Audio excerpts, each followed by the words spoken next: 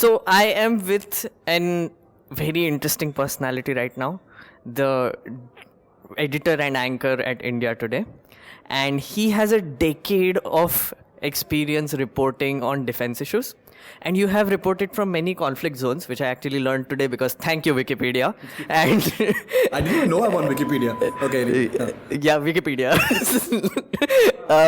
I actually wanted to talk to him for a very special reason. Okay. So, hi, Shiv Aroor.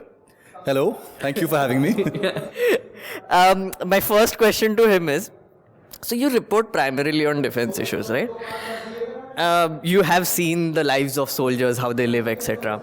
I just wanted to ask you, have you ever used soldiers are dying on the border as an argument to win a debate? You know, that's a fantastic question. Very recently, I was accused of doing that, but I haven't. I haven't ever done that consciously.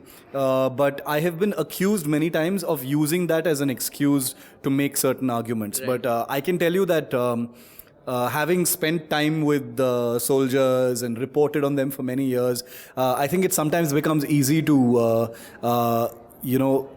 sometimes use that as an argument, but I've never consciously done it to make a political point or as whataboutery, which happens a lot nowadays, which is, why are you obsessing with this when there are soldiers at the border, right. Which happens quite often. I don't think I've done that, right. But to be very frank with you, I've been accused of doing that, but certainly not knowingly and not to make a political point.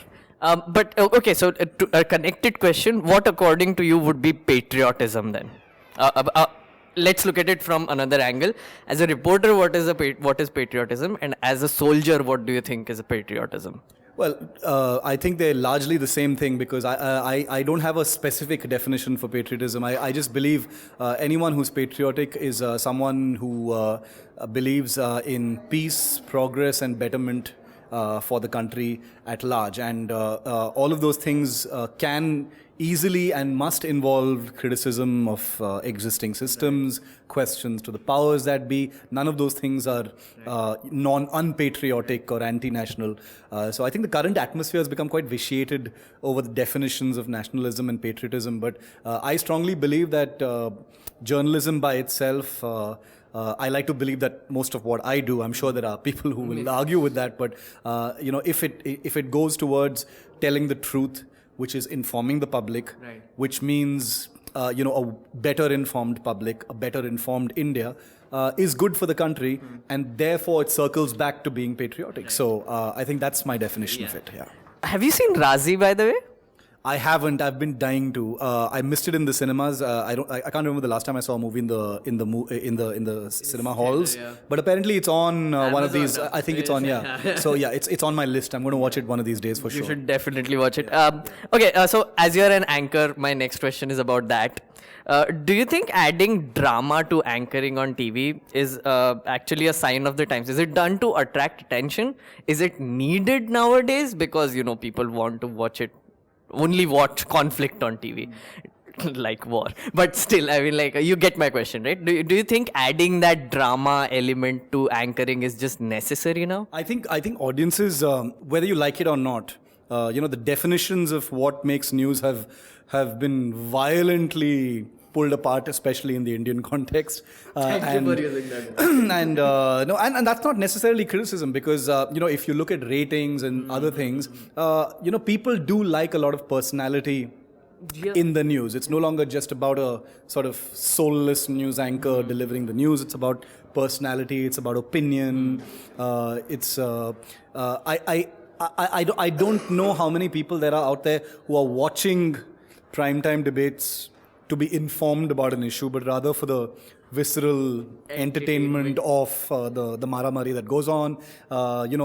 Speaking for India Today, I can say that we strike a balance in terms of the news and the opinion, editorial and stuff. But I think there is something to be said about the drama that is there in primetime news. Like I said, and it's not about a certain section of rabble-rousing people who want dramatic anchors or want to watch that.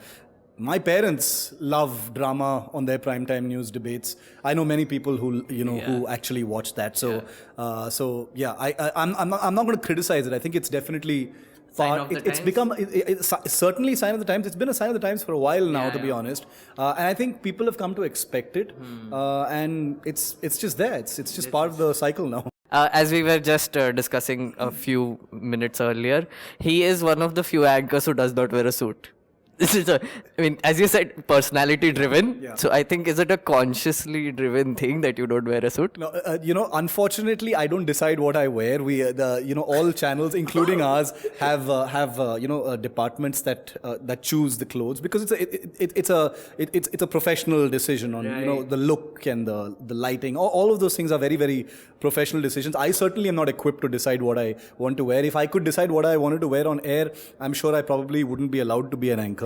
Because if you see me outside, I'm usually certainly not dressed this way. Our anchoring, I no longer wear a suit. We used to wear suits. Now it's become, this kind of a jacket and a shirt and trousers. So it's still very formal, but it's also a little cooler because you're no longer like saddled down with a Western suit, which I'm very happy about. Yeah. Thank you, Modi ji. Okay, last question, which is supposed to be a fun question. If I gave you 100 crore rupees right now and told you that you have to invest it in an idea, a startup, what would it be? Ooh, that's a fantastic thing, and you're putting me in a massive spot here. But does it have to all be in one thing, or can it be in like several? Split it up. Several it's up to you. Different things. Okay, that is such a fantastic idea. I would use a part of it. Okay, and these are totally passion projects. Okay, I'm not looking to make profit or anything.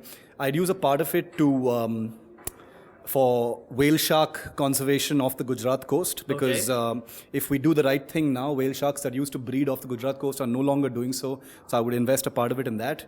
The other bit of it I would probably put somewhere into this is all with sea creatures and water creatures, because if I wasn't a journalist, I would have been a marine biologist. So I'm going with things that I'm very, very passionate about on that front.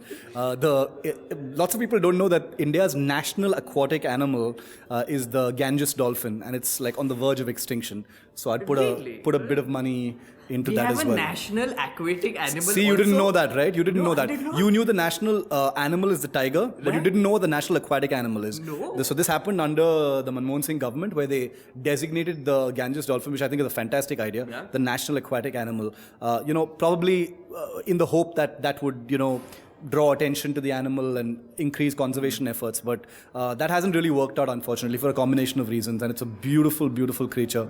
So I think in many ways, I could take that 100 crores and invest it in like silly stuff that I like. But I'm saying this is like the stuff that matters, I think, to the country. It matters to the earth, So I those are the two things I could think of right now.